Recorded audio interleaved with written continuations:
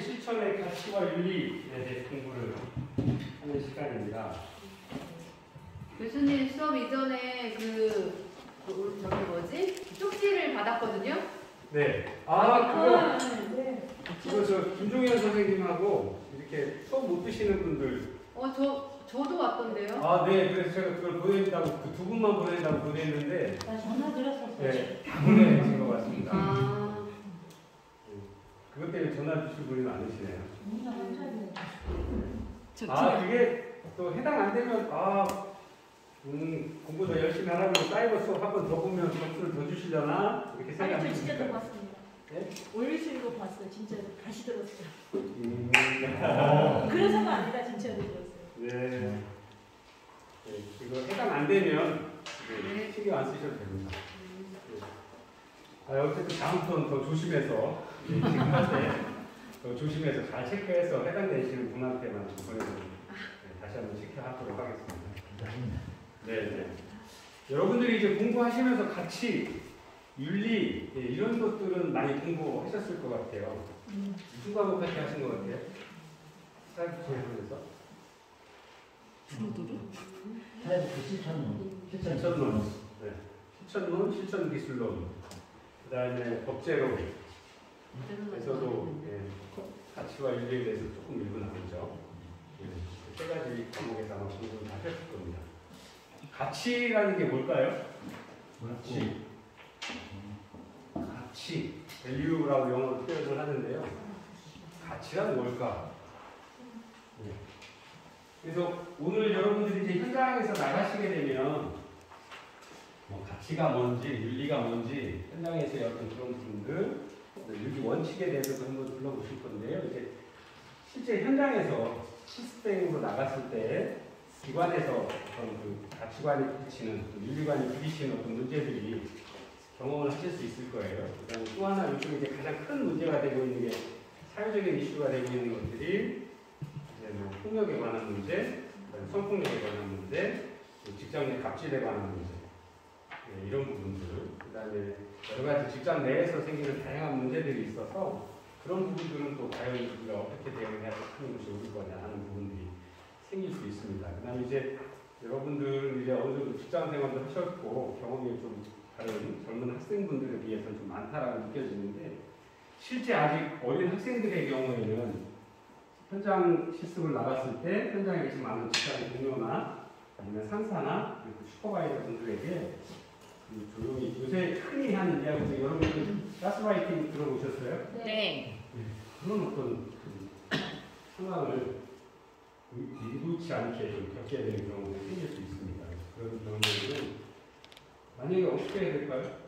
그런 부분에 대해서도 이따가 수업 마무리에는 또 한번 같이 고민을 좀 해보도록 하겠습니다.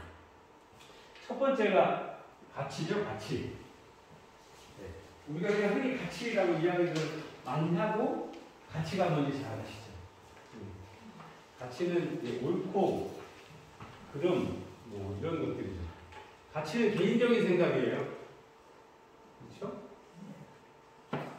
최훈 선생님하고 저하고 똑같은 사물을 봤을 때 그거 이뻐, 그거 좋아.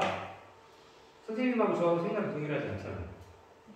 우리가 흔히 심리학에서 많은 분들을 이해시키기 때 가장 좋은 게 뭐냐면 고양이와 개를 비교해서 많이 말씀드려요. 고양이와 개. 고양이는 반갑다 표현을 어떻게 하죠? 고양이가? 목을 비벼요. 고양이는 그 반가운 사람 옆에 가서 이렇게 부비고 목 이렇게 담아주는 몸을 비비는 좋아하죠. 몸을 절대 강아지처럼 흔들거나 막 서둘러고 떨리면서 반갑다 표현하는 강아지는. 강아지 그게 좋아요.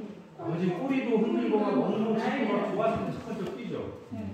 근데 고양이와 강아지가 만났을 때 표현이 둘이 이해가 될까요? 다르죠. 표현의 방법이 다르죠. 가치도 그래요.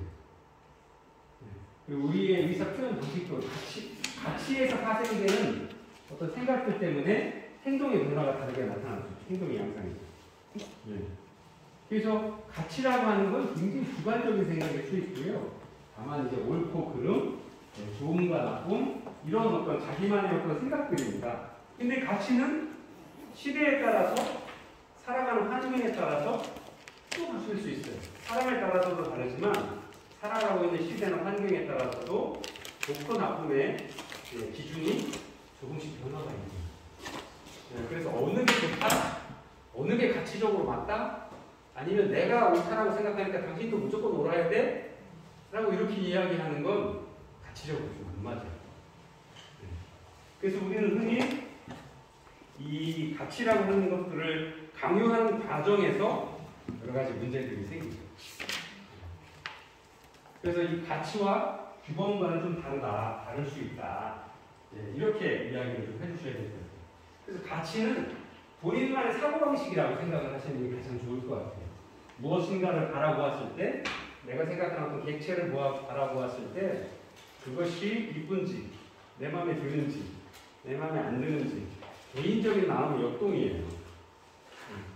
그럼 그거와 달리 윤리는 뭐라고 해야 될까요?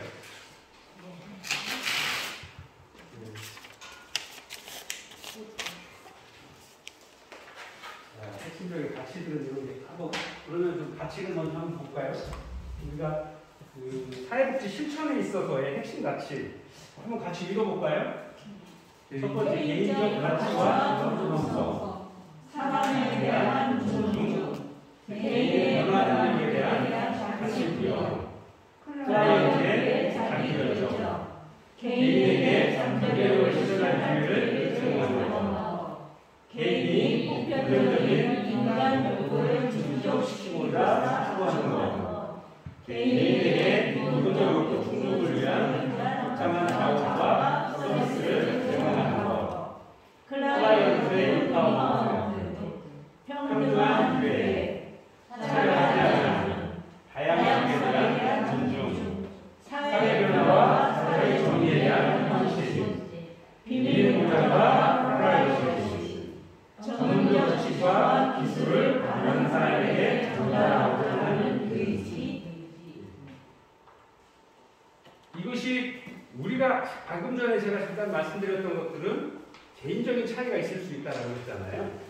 여기서 조그만 차이를 하나 분명히 좀 짚고 넘어가야 될 부분들이 생길 것 같아요. 가치, 윤리. 자, 이제 여기서 우리가 이야기하는 사회복지 전문직으로서의 가치, 우리가 일반인으로서 가치와 윤리가 다를 수 있죠. 자, 전문직이라고 표현하는 건 사회적으로 인정받는 거다라고 말씀을 드렸잖아요. 지난 시간에도 잠깐 말씀을 드린 전문직이다, 전문가다 라고 하면 전문가로서 지켜야 될 가치도 있고요. 전문가들이 지켜야 될, 그 집단에서 지켜야 될 윤리도 있죠. 네. 생각나시나요? 의사는 윤리 기준을 가지고 어떤 선수를 하죠? 소크라테스. 소크라테스 선수하죠. 나는 의사로서 인간의 생명을 가장 존중하고 어쩌고저쩌고 하는 의사로서 지켜야 될 가장 기본적인 윤리 기준을 이야기를 하고 있습니다. 그리고 의사로서 지켜야 될 윤리 기준이나 그 다음에 법률이 있죠. 가장 먼저 전문직이다라고 하면 관련 법률을 가지고 있습니다. 의사에 관한 법률 있죠. 간호사 선생님들 간호사에 관한 법률 있죠. 간호사로서 지켜야 될 라이팅에 써서도 하고요. 간호사로서 지켜야 될 법적인 기준들이 있습니다. 가치 기준, 윤리 기준을 가지고 있습니다. 사회복지사 선생님도 가지고 계신가요? 사회복지사는 어떤 법률을 가지고 있죠? 제일 중요한 걸 모르시네?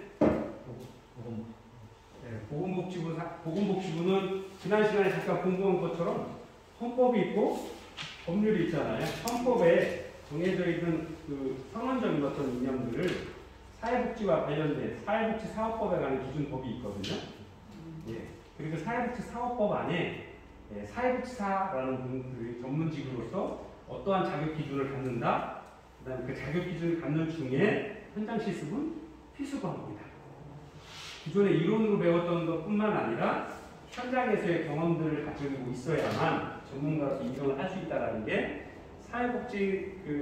사회복지사업법에 관한 법률의 시행령, 시행 규칙에 상세하게 되어 있어요. 자격 기준은 3급, 2급, 1급으로 한다. 그 다음에 2급일 경우에는 뭐 과목은 몇 개 과목 이상을 하고 실습 몇 시간 하고 뭐 그 다음에 1급일 경우는 어떻게 하고 하는 것들이 아주 상세하게 기록이 되어 있어요. 그런 법률 기준을 사회복지사 선생님들도 갖고 계세요. 자격증을 다 받는다고 하는 거. 법에 정해져 있는 룰대로 기준대로 진행을 해왔다라는 거, 그 자격을 갖췄다라고 하는 걸 공식적으로 인정하는 거거든요. 그러니까 사회복지사도 전문가십니다. 전문가로서의 가치와 윤리를 가지셔야 됩니다. 두 번째가 뭐가 있을까요? 법률에 의해서 전문가다, 전문직이다라고 하면 법률의 기준을 가지고 있고요. 두 번째, 바로 지금 오늘 배운 가치와 윤리에 대한 기준들을 가지고 있습니다. 그래서 가치 기준, 윤리 기준. 아까 말씀드린 의사는 소크라테스 선수하죠. 간호사 선생님들 나이팅게일 선수하죠. 사회복지사 선생님들도 여러분들이 이제 졸업을 하시고 사회복지사 1급 자격증을 받으시면 사회복지사 자격증하고 사회복지사 협회에서 법에 의해서 자격 관리는 사회복지사 협회에서 대행한다라고 했잖아요. 그럼 그때 자격증을 발급을 서류가 이상형인지 확인하고 발급을 해주시면서 사회복지사 자격증 뒤에 사회복지사의 가치와 윤리 기준을 별도로 한 장씩 다 보내줘요. 그 가치와 윤리 기준을 가지고 있어요. 근데 저희가 다음 시간에 사회복지사가 가져야 될 전문직으로서의 가치와 윤리 기준을 공부를 또 해보게 될 텐데요. 그런 가치와 윤리에 대한 기준들을 논문화돼서 가지고 있어요. 뭐가 있을까요? 선생님들이 사회복지사로 나가시게 되면 저분이 그 전문가다. 우리가 의사한테 진찰받을 때 선생님 의사 맞아요. 의사전을 좀 보여줘 보세요. 그리고 그 면허증이 진짜 국가에서 맞는 거 공신력 있는 기관에서 나온 건지 확인할게요. 할 수 없죠. 하지 않잖아요. 의사는 하얀 가운 입고 청직이 들면 저분 공부 열심히 하셔서 의대 나오고 뭐 인턴하고 레지던스 하고 이제 전문의로 됐구나 하잖아요. 믿고 있잖아요. 사회복지사 선생님들도 클라이언트가 찾아가서 선생님 사회복지사 맞아요? 자격증 줘봐요. 어디서 한 거예요? 공부는 어디서 했고 학교 기준에 맞게 다 했어요? 확인하지 않잖아요.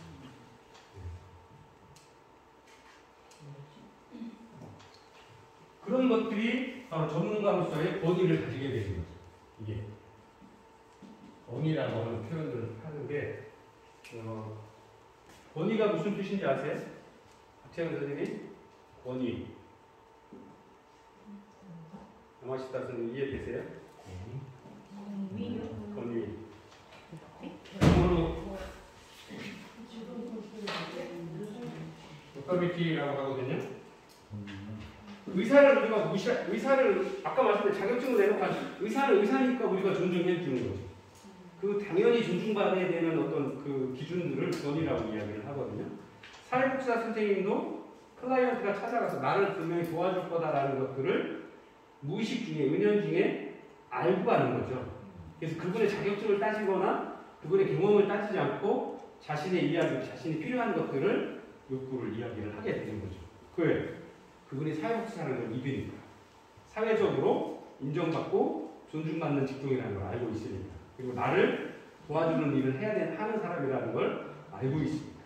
그게 권위예요. 그래서 권력과 지위를 줄여서 권위라고 하는데요. 그래서 그러한 어떤 힘을 가지고 계신 거죠, 그분이. 그래서 이러한 기준들을 갖추고 있을 때 우리는 전문직이다. 만약에 일반인들이 가치와 윤리를 가지고 잘못된 행위를 하면 우리가 통상적으로 이야기하는 가치를 잘 지키면 뭐라고 그래요? 선한 사람이에요. 그 사람 우리 흔히 법 없어도 살 사람이야.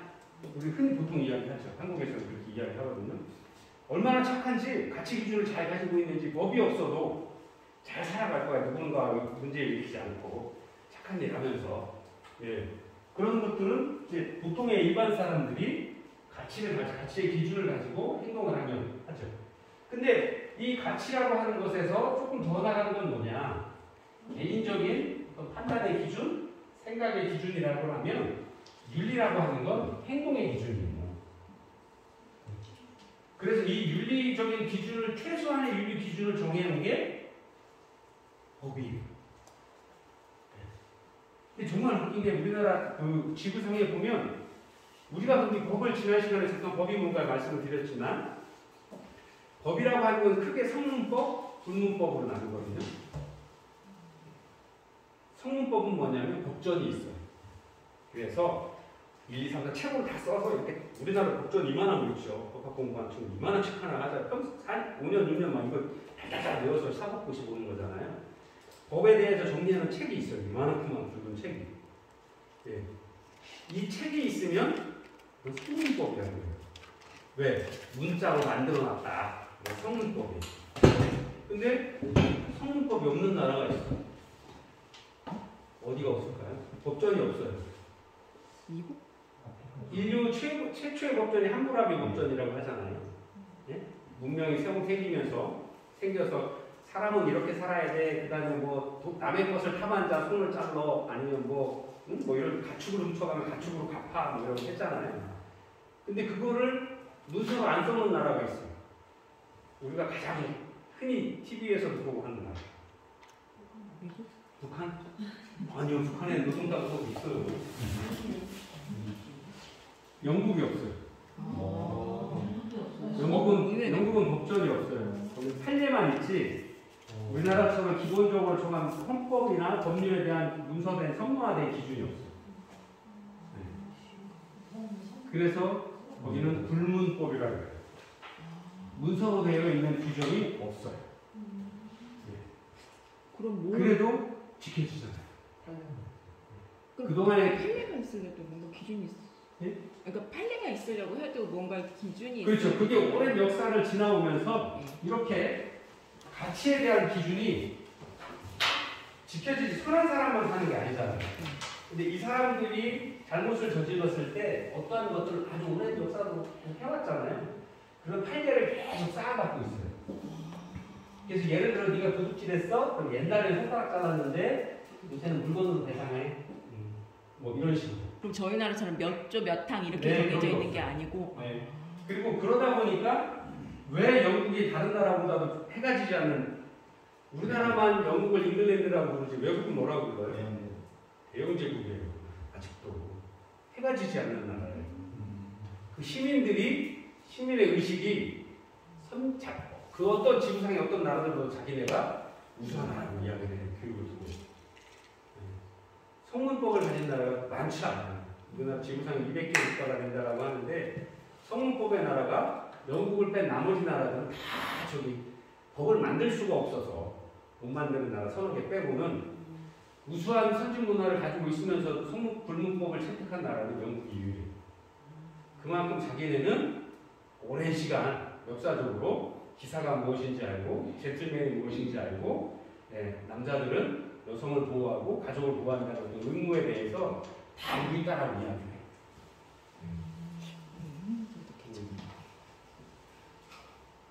자, 그래서 이러한 생각에 대한 기준을 행동으로 바꾸는 게 가치에서 윤리로 넘어왔다라고 말씀을 드렸죠. 이 윤리에 대한 기준이 법전인 거예요. 근데 이 법전이 성문법이 있고 아까 말씀드린 것처럼 법전은 없어도 누구나 생각해서 상식적으로 남을 해코지했으면 너도 벌 받아야지 하는 법으로 정해진 것도 있고 문서로 정해져 있는 것도 있고 영국처럼 정하지 않고 하는 나라도 있어요. 그래도 잘못하면 벌은 분명히 받아요. 네. 그게 바로 우리가 오늘 공부하고 있는 윤리입니다. 그래서 우리가 아까 말씀드린 것처럼 일반인이 가치를 가지고 선한 행동을 하면 법 없이도 살 거야. 윤리가 없어도 살 거야. 그래서 가치에 대한 기준을 행동의 기준으로 정해놓은 게 윤리거든요. 그래서 예를 들어서 사람한테 해코지를 하면 그에 따른 벌을 받게 될 거야. 왜? 행동을 잘못했으니까. 가치에 벗어나겠으니까. 그래서 윤리 기준에 그런 어떤 행위들을 적어놓은 거죠. 끝에 전문직이라고 하는 사회복지사는 이러한 것들을 지켜가면서 또 하나 전문직으로서의 가치, 전문직으로서의 윤리 기준을 지켜야 된다고 하는 거죠. 일반인이 생각하는 것보다는 좀 더 높은 레벨의 가치 수준과 윤리 기준을 요구하고 있다. 이렇게 말씀드릴 수가 있는 겁니다.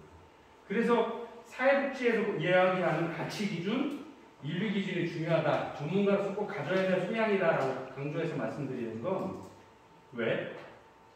사회복지라고 하는 전문직의 일을 하시는 분이기 때문에 그래요. 사회복지라고 하는 거 첫 시간에 말씀드렸죠? 사회복지가 뭐냐라고 말씀을 각자 대답하시잖아요. 그거 뭐라고 딱 꼬집어 이야기할 수는 없지만 내가 2년 동안 공부한 그걸 지켜가는 사람이잖아요. 그렇기 때문에 일반인들보다는 훨씬 더 높은 가치 기준과 전문자로서의 인류 기준을 지켜야 된다고 하는 거죠. 그래서 그러한 것들을 여러분들이 현장 실습을 통해서 해당 기관에서는 어떤 클라이언트를 어떤 생애주기별로 어떤 대상으로 하고 있고 그 대상이 필요한 서비스를 제공을 할 때 어떠한 가치 기준과 윤리 기준을 가지고 행위들을 하느냐, 서비스를 접근하느냐, 프로그램들을 진행하느냐 하는 것들을 배워나가시는 거예요. 네.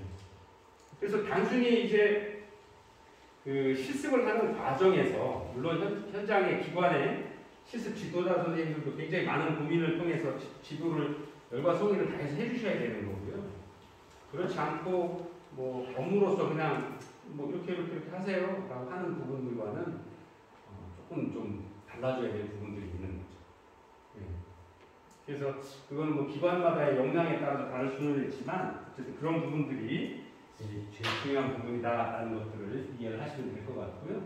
그래서 지금 보시는 이 부분은 일반인이 아니라 사회복지 전문가로서의 핵심 가치를 4가지 정도. 미국의 NASW에서는 또 뭐 이야기하는 부분들이 또 따로 있죠. 네, 볼까요? NASW National Association of Social Worker예요. 미국 사회사업가협회. 첫 번째가 서비스, 두 번째가 사회 정의, 그 다음에 세 번째가 인간의 존엄성과 가치, 네 번째가 인간관계의 중요성입니다. 그리고 성실함과 역량에 대해, 사회복지사의 역량에 대해서 이야기를 하고 있죠. 사회사업가는 그 무엇보다도 이 가치 기준들을 가지고 있어야 된다라고 하는 거죠. 서비스가 뭘 의미할까요? 휴먼 서비스. 나를 찾아온 클라이언트, 우리 기관을 찾아온 클라이언트에게 전달해줄 서비스를 어떻게 효과적으로 꼭 필요한 서비스를 찾아서 전달해줄 거냐. 사회정의. 우리나라에 그 얼마 전에 한동안 유행이었죠. 하버드의 마이클 샌델 교수 같은 정의가 엄청나게 팔렸죠. 책이 이렇게 두껍거든요. 저도 그 EBS에서 강의를 한 몇 줄을 보다가 궁금해서 책을 사려고 봤더니 책이 너무 두꺼운 거예요. 그래서 서점에 가서 여기서 한번 다 읽어보고 갈까 하고 한 30분을 읽었는데 어려워서 한 30페이지, 1분에 한두 페이지밖에 못 읽겠어요.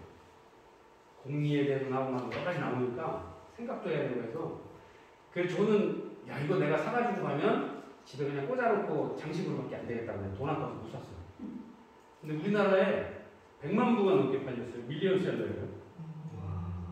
예, 가격도 싸지 않거든요. 예, 근데 감히 제가 여기 사신 분 있으세요? 그거 다 끝까지 읽으신 분 있나 여쭤보고 싶어요. 그게 한 500페이지 되거든요. 그리고 굉장히 어려워요. 그 말 한마디 한마디가. 그러니까 이제 서구 유럽의 사상의 기준에서부터 현대 사회에 있는 공공의 이익, 그 다음에 그거를 지켜나가는 정의는 어떤 기준으로 만들어 나갈 거냐. 첨예하게 이해관계가 대립되어 있는 사람들의 그 속에서 우리 사회가 어떤 정의를 지켜야 할 거냐에 대한 논의인데 굉장히 어려워요. 근데 그걸 우리나라 사람들이 100만 부나 샀어요. 그걸 다 읽었으면 제가 보기엔 우리나라에 문제가 없어져요. 싸움도 없어야 돼요. 왜? 너랑 나랑 서로 윈윈 해야 되니까. 너도 좋고 나도 좋다라고 가르쳤는데 그걸 100만 명이 넘도록 사서 읽었는데 싸움이 난다? 그거 조금. 그리고 기업가들이 바뀌었어야 돼요. 정치인들도 다 바뀌었어야 돼요. 근데 그게 팔리기 전이나 후나 제가 보기엔 별 차이가 없이 그냥 우리 늘 똑같이 사는 것 같아. 아마 많은 분들의 도서관에 책장에 앉아서 먼지를 씌워가고 있을 겁니다. 굉장히 어려워요. 그 사회 정의예요. 사회복지사가 추구해야 될 사회 정의는 뭘까요?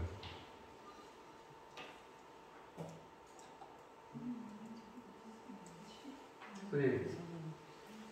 사회복지 전문가로서 우리나라 최고의 명문대학인 백석문화대학교 사회복지 공부를 해서 2급을 받으실 거잖아요. 네. 사회복지사가 이야기할 사회 정의. 불의에 파여가지 않고 진짜 내 가치에 맞는 올바른 길을 가는 게 좀 중요하고. 네, 동의합니다. 우리 선생님, 최원 선생님. 아니요, 어렵지 않아요. 제가 말씀드렸잖아요. 어렵게 생각하면 그건 하버드 샌델 교수한테 가서 물어봐야죠. 우리 사회복지를 공부하는 사람으로서 사회복지, 우리가 2년 동안 공부했던 사회복지에서 이야기할 사회정의가 뭐냐. 1년 반, 2년 동안 공부한 내가 생각한 사회정의는 뭐냐. 사회복지라고. 그걸 가지고 마음속에 가지고 있는 건 굉장히 달라요. 생각하지 않은 사람과.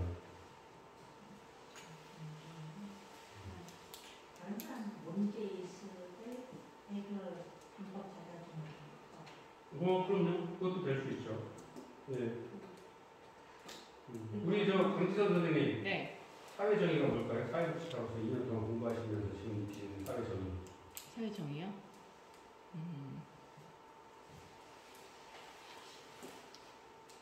뭐라고 설명해야 되지? 우리 지 선생님. 지 선생님이 보시는 사회복지사로서의 사회정의. 지금 생각해봤는데요. 믿음이 있는 생활이지 않을까. 생활의 믿음. 만약에 제가 대답을 한다라 그러면 제 개인적인 생각이면 사회정의는 누구나 평등하게 살아가는 사회를 만들었으면 좋겠어요. 그리고 기회를 균등하게 가졌으면 좋겠어요. 아무리 좋은 사회, 아무리 평등한 사회라고 해도 빈부의 격차는 가진 자와 못 가진 자는 생길 수밖에 없어요. 다만 제가 생각하는 사회복지사로서의 의미는 누구나 도전할 수 있는 기회를 가졌어야 된다고 하는 거죠.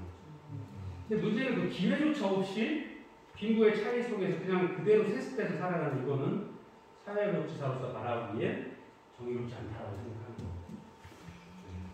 그리고 그게 좀 더 발전한다 그러면 누구나 자기 만족하는 삶을 살아가는 사회가 된다라고 그러면 우리가 쉽게 만나야 될 클라이언트가 좀 더 줄어들 수 있겠죠. 아무리 행복한 사회라고 영국이라고 미국이라고 뭐 어디 서구 유럽의 부탄이라고 세계 행복도가 제일 높은 행복지수 가장 높은 부탄이라는 나라도 분명히 불행한 사람은 있을 거예요. 아니면 지금 마음이 아픈 사람이 있을 거예요. 그러나 그 사람들이 다시 일어설 수 있고 내가 마음이 아프다고 누군가를 찾아가서 이야기할 수 있는 어떤 기회가 있어야지. 맞아요. 그래서 이전과 다르다는 것들을 이전과 다른 삶을 가질 기회를 가질 수 있어요. 그리고 사회복지사라고 그러면 그런 우리가 전문가라고 그러면 그런 기회를 또는 그런 사람이 있을 때 기꺼이 가서 손 내밀어 줄 수 있어요. 아 그러셨군요. 마음이 아프셨군요. 대화할 사람을 찾았는데 대화할 사람이 없었군요. 제가 선생님 옆에서 같이 이야기 해볼게요. 제가 선생님 이야기 들어드릴게요. 할 수 있어야죠. 그런 사람들이 있어야 됩니다. 사회복지사는 제가 바라본 사회정의가 그렇게 돼야 된다고 생각합니다. 자, 인간의 존엄성과 가치는 뭐 더 이상 이야기할 필요 없는 거예요. 천부적인 인권을 갖고 태어나는 거잖아요. 천부적이다라는 말은 사람이 의학적으로도 이제 법리학자들도 이제 아이가 이렇게 수정이 돼서 엄마의 뱃속에 있을 때부터 생명이 살아난다라고 인정을 하는 거고요. 그 생명이 맺어진 시점부터 그 생명이기 때문에 사람으로서 누려야 될 권리를 가진다라고 하는 거거든요. 천부적인 인권이다라고 하죠. 그래서 그 생명을 함부로 없애거나 위해를 가하면 안 된다라고 인간의 존엄성을 이야기하는 거거든요. 하물며 살고 있는 사람에게 그런 건 당연한 거죠. 그 인간관계의 중요성, 아까 말씀드린 그런 어려울 수도 있고 뭐 더 좋을 수도 있고 그런 관계에서 과연 함께 할 수 있는 거냐. 그리고 우리가 지난 시간에 잠깐 말씀드린 것처럼 개별 사회 사업, 집단 사회 사업, 지역 사회 사업 이렇게 크게 세 가지로 나눈다고 했잖아요. 개별 사회 사업은 영국의 자선조직협회에서부터 출발해서 그 우회 방문은 프렌들리 비지터들이 각 가정을 방문하면서 이 가정에 뭔가 필요한 거를 조사하고 하면서 사정에 대한 기술도 배우고 그러면서 발전되어 온 게 현대의 개별 사회 사업이에요. 1인을 상대로 하는. 집단은 2인 이상이 사는. 세틀먼트 하우스, 인보관문. 그 지역사회에 들어가서 지식인들이 들어가서 살았잖아요. 살면서 그 지역사회를 바꾸기 위한 펄하우스, 뭐 이런 여러 가지 운동들을 했잖아요. 그런 사회운동. 우리나라에서는 7, 80년대 대학생들이 노동의 구로공단이나 노동 현장에 들어가서 같이 근로하면서 노조운동을 해왔잖아요. 변화되어야 된다. 우리가 흔히 아는 전태일 열사 같은 분들이 그런 일을 했잖아요. 그리고 지금의 사회를 만들고 있잖아요. 집단사회를 만들고 있죠. 그러한 규모들이 커진 게 지역사회 사업인 거예요. 법적으로 따지면 이제 우리나라가 1995년서부터 지방자치 제도를 준비를 하면서 중앙정부와 지방정부 간의 업무의 균형들은 있지만 지방정부만의 어떤 일들을 해나가기 시작을 하고 있는 거죠. 그런 어떤 틀들의 그림들을 보면 이런 부분들이 굉장히 중요하게 보여질 수 있는 거죠. 그리고 사회복지사 선생님들 전문가로서 굉장히 성실해요. 자기 발전을 위해서 노력을 해야 되고 클라이언트를 위해서도 굉장히 열심히 노력해주고 찾아봐 주실 수 있어야 되는 거죠. 그리고 그만큼의 역량이 있어요.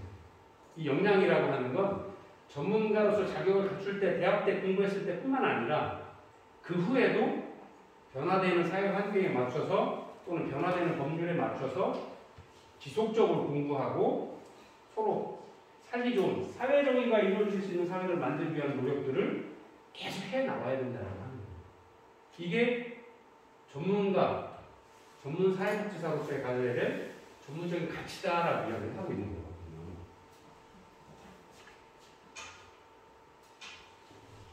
자, 윤리, 아까 말씀드렸죠? 가치는 개인이 가지는 생각의 옳고 그름이에요. 좋고 나쁨이에요.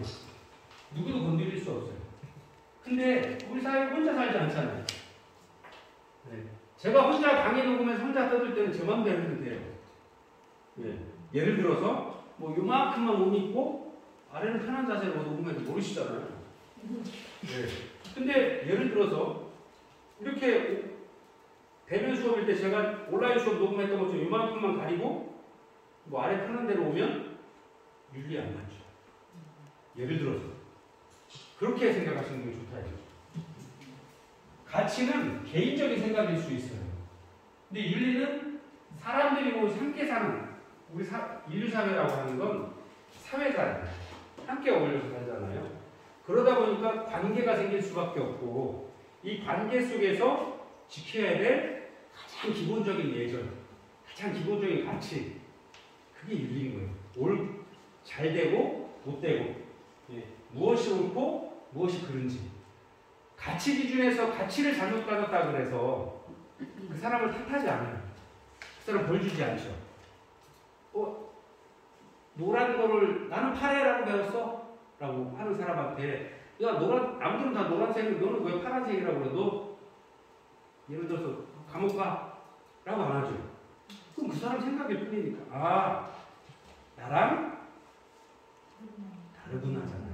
틀리구나가 아니라 나랑 다르구나 라고 인정해 주는 거죠. 근데 그런 것이 아니라 행동으로서 법률에 정해진 것들을 하지 않으면 하지 말라라고 하는 것들을 하게 되면 어려운 일을 당할 수밖에 없게 되는 거죠. 그게 윤리라고 해서 만들어 놓는 거예요. 그래서 인간으로서 마땅히 지키거나 해야 될 도리나 규범을 이야기를 하고 하는 거죠.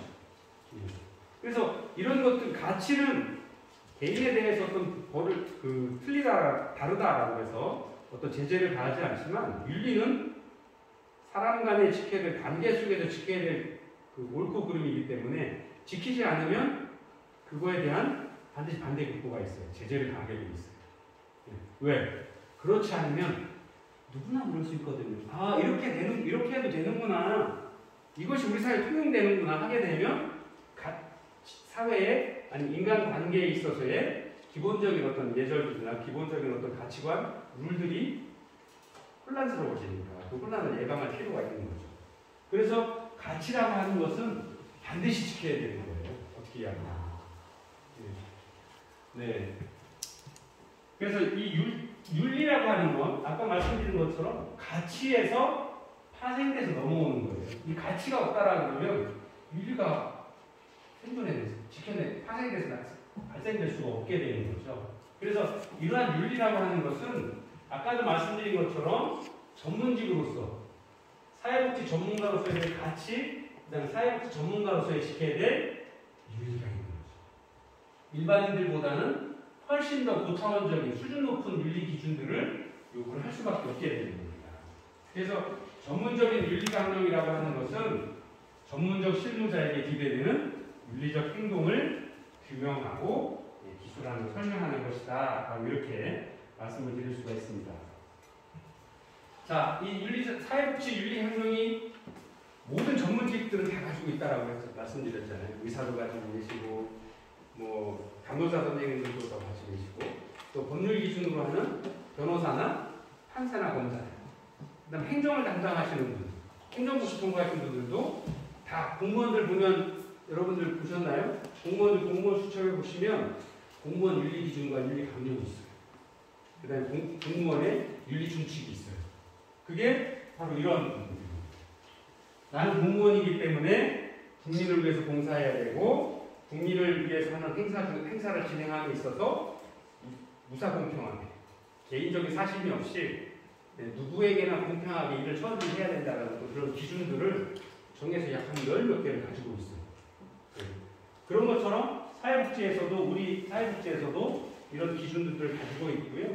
그런 것들은 바로 그 전문가로서의 어떤 의상, 권위를 만들 수 있는 어떤 기준이 되고, 그 다음에 실제 실천 현장에서 내가 어떤 가치 판단의 기준을 혼란스러울 때, 그리고 조금 이따 얘를 교재에 잘 나와 있습니다만, 클라이언트는 아버지를 요양원에 모시고 싶은데, 아버지는 야, 나 나이도 집에서 그냥 있다가 어려워지면 그냥 할게. 우리는 그러면 어떻게 뭘 따라야 되죠? 가치 기준? 윤리 기준이 좀 어려우시죠. 판단을 내기가 어렵죠. 행위를 하기가 굉장히 어렵죠. 이럴 때 가치 기준이나 윤리 기준을 따라야 된다고 하는 거예요. 그런 혼란스러운 경우들이 굉장히 많아요. 현장에서. 그래서 가치 기준, 윤리 기준의 우선순위를 정하죠. 첫 번째가 생명 존중의 의식. 여러분들 예를 들어서 아까처럼 그 요양보호를 받고 계신 할아버지는 야, 나 요양원 가기 싫어. 그거 현대판 고려장이야. 나는 가기 싫어. 죽어도 집에서 있다 죽을래. 하세요. 자제분들은 다 직장생활 하시고 요새 뭐 직장생활 안 하시는 분들이 없으니까 마음은 돌봐드리고 싶은데 그렇다고 직장을 그만둘 수는 없어요. 그럼 본인 생활이 어려워지니까 그래도 선생님한테 말씀드리죠. 아버지는 그렇게 원하시지만 클라이언트인 제 입장에서 아니면 자식인 내 입장에서 우리 아버지가 조금 어렵더라도 연구하셔서 병원을 좀 모시는 게 좋겠습니다. 라는 이야기를 했습니다. 사회복지사 선생님이 여러분은 어떤 판단을 내려야 돼요? 충돌하고 있잖아요. 클라이언트와 클라이언트의 부모, 보호자 사이에 의견들이 대립되고 있어요. 의견이 대립되지 않으면 좋죠. 서로 원하는 거 찾아서 하시면 가장 좋죠. 근데 그럴 수 있나요? 30년을 같이 산 와이프하고 같이 부부싸움을 하는데 그럼 부부싸움할 때 어떻게 해요? 둘 다 만족할 수 없잖아요. 어느 쪽이든 양보를 하든 아니면 다른 방법들을 제3의 대안을 가지고 이야기를 하든 해서 합의를 해야 되는 거죠. 이럴 때 윤리기준, 가치기준이 사회복지사 선생님들한테 현장에서의 어떤 판단을 내릴 때 그 기준을 제공해 줄 수 있다고 하는 거예요. 아까 같은 경우에 정답은 없을 수 없죠. 경우에 또 다른 사회복지사 선생님이 그동안 사정하고 가계도 그리고 현장을 파악하는 의미에서 여러 가지 다른 방법을 찾을 수도 있겠지만 예를 들어 그렇게 심각하게 대립할 수도 있다고 하는 거죠. 큰아이는 학원 보내줘. 둘째 아이도 학원 보내줘. 엄마 나 학교 가기 싫어. 학원 안 가도 돼. 그냥 있을래. 어떻게 하지? 근데 신랑은 야, 큰 놈은 그래도 큰 아들이잖아. 큰 놈 보내고 나머지 다 보내지 마. 그래서 그럼 무슨 하고요. 다 보내. 그렇게 늘 우리는 일상에서 현장에서 무언가 항상 대립되고 갈등되는 상황이 있어요. 그럴 때 뭘 선택할 거냐 하는 것들이 늘 딜레마죠. 그러한 상황에서 사회복지 현장이라 그러면 사회복지사의 가치와 윤리 기준을 따라야 돼요. 첫 번째 고민을 해야 돼요. 그래서 가치와 윤리 기준을 공부하는 겁니다. 저희가.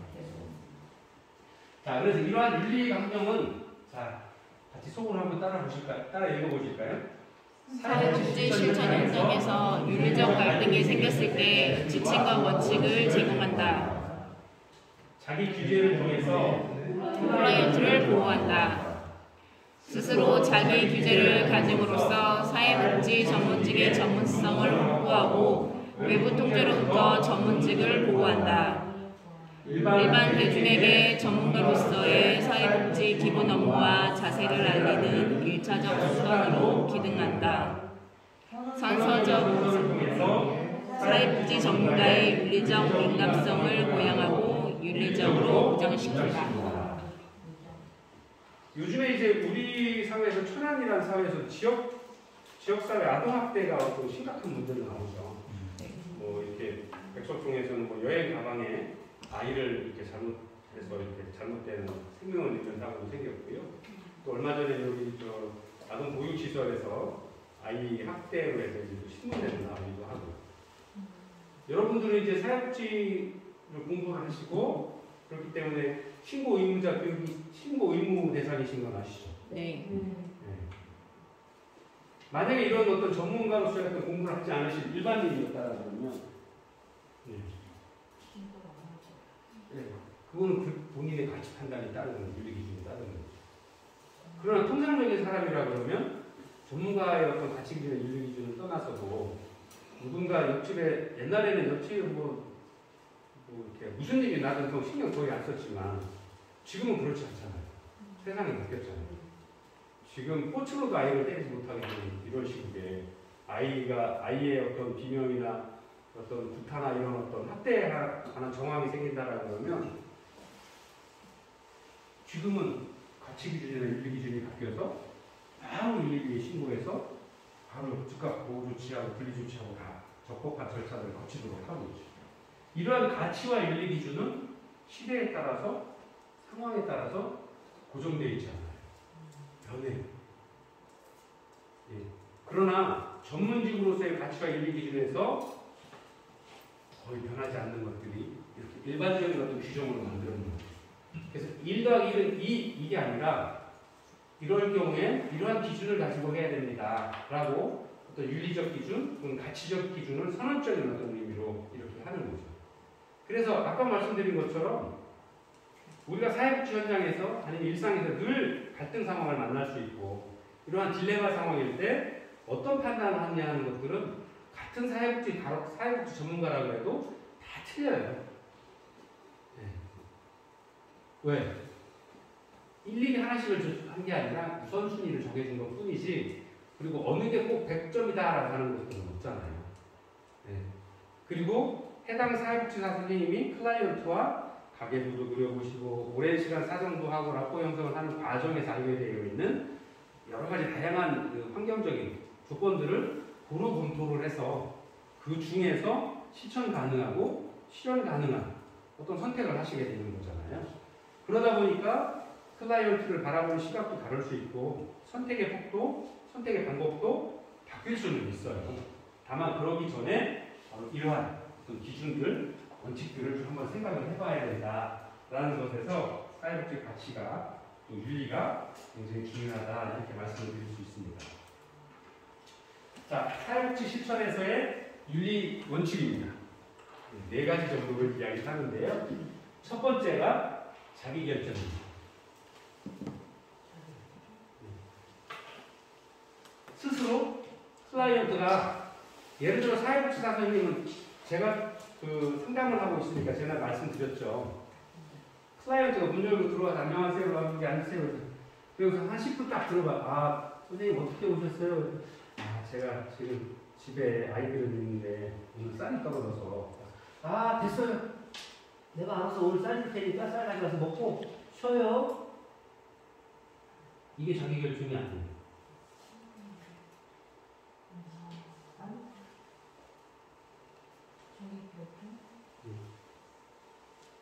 우리가 제일 중요하게 이야기하는 건 클라이언트 중심으로 하셔야 돼요. 클라이언트 중심으로 방식을 해야 돼요. 그 다음에 서비스를 제공하는 것도 클라이언트 요구 상황에 맞춰요. 제 기준에 맞추는 게 아니잖아요.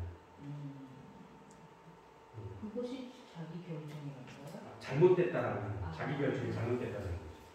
그거는 사회복지사가 일방적으로 끌고 가는 거지 그건 정말 잘못된 거예요. 공을 잘못하시는 거예요. 만약에 올바르신 분이면 아 그러시군요. 그러면 혹시 지금 제일 중요한 게 오늘 저녁 때 뭐 의식주가 필요한 거냐 그러면 그거는 저희가 드릴 수 있습니다. 이거 빵도 있고 쌀도 있고 떡도 있는데 어느 걸 선택하시겠습니까? 그럼 저 쌀 주세요. 쌀 이따 갈 때 드릴 거고요. 오늘 말고 내일하고 모레는 어떻게 하시고 물어봐야죠. 아 그러면 그때는 제가 또 와서 가져가도 돼요? 그럼 그렇게 하셔도 좋고 아니면 스스로 낚시하는 법을 아니면 쌀을 구하는 법을 아니면 직업을 구하는 법을 그런 방법들이 있는데 어떤 방법을 선택하실까요?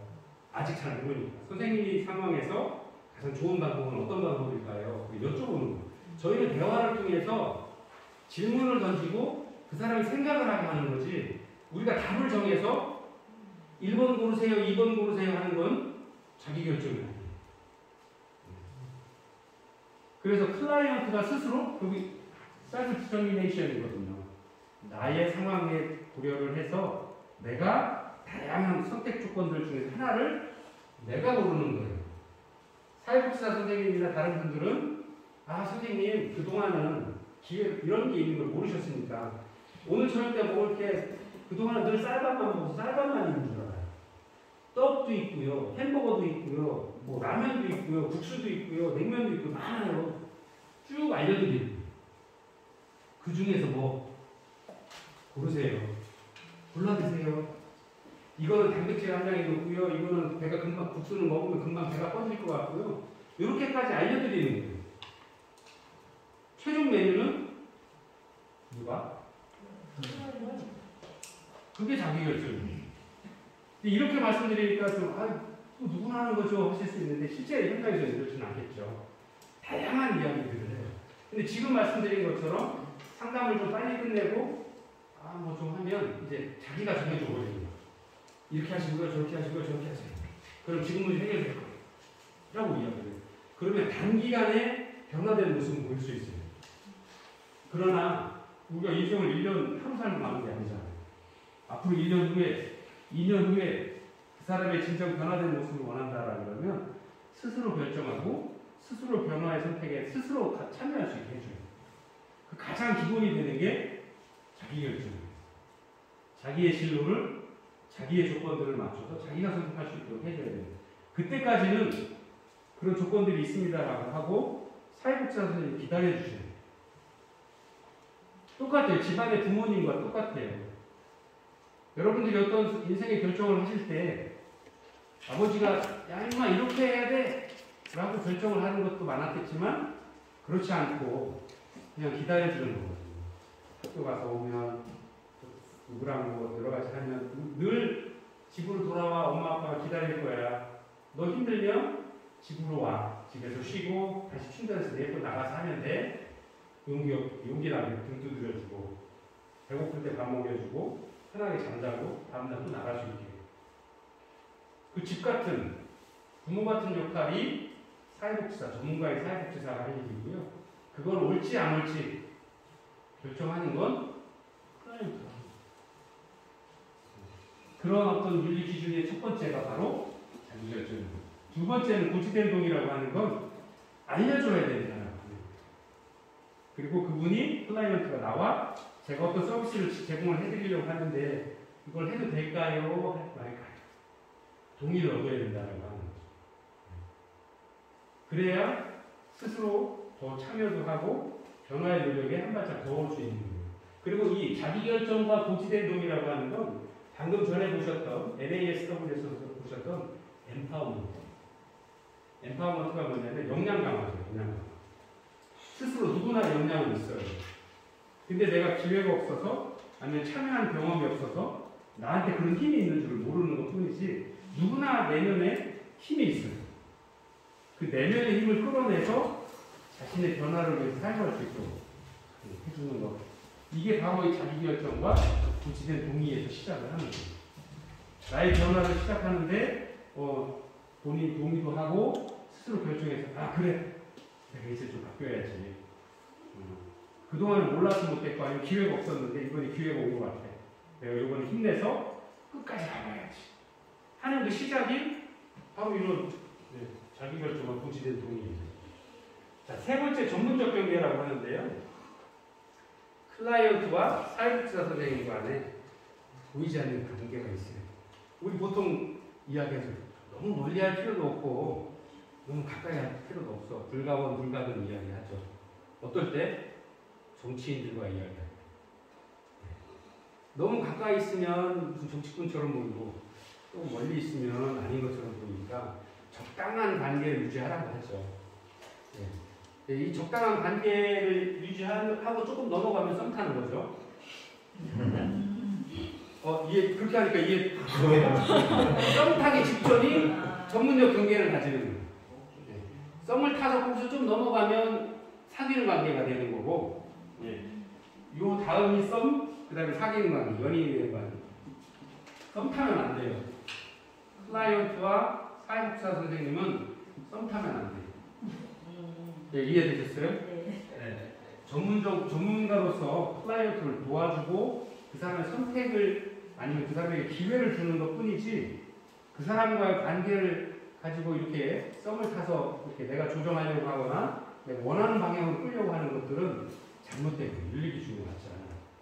그래서 여러분들이 흔히 규제에 잘 나와 있습니다만 현장에 가셨을 때 현장 실습하는 도중에 직장 내에서 어떤 성추행을 당한다거나 뭐 성폭력을 당하는 부분들이 있거나 폭력을 당한다거나 아니면 클라이언트에게서 폭력을 당한다거나 이런 부분들은 굉장히 잘못된 부분이에요.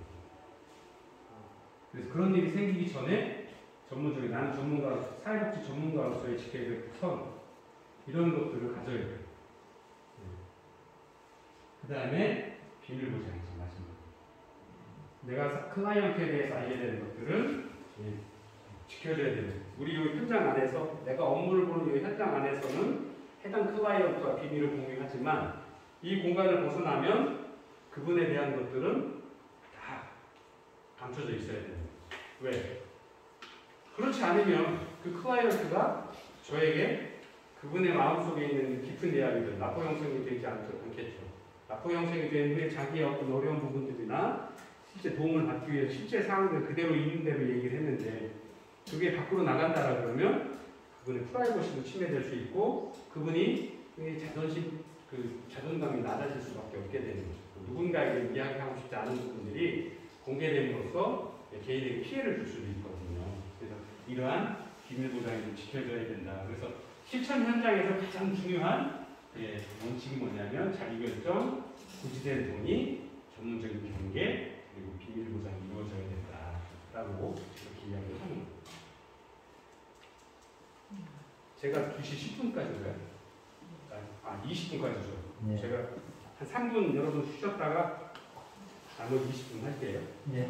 너무 힘들게 해드리네요.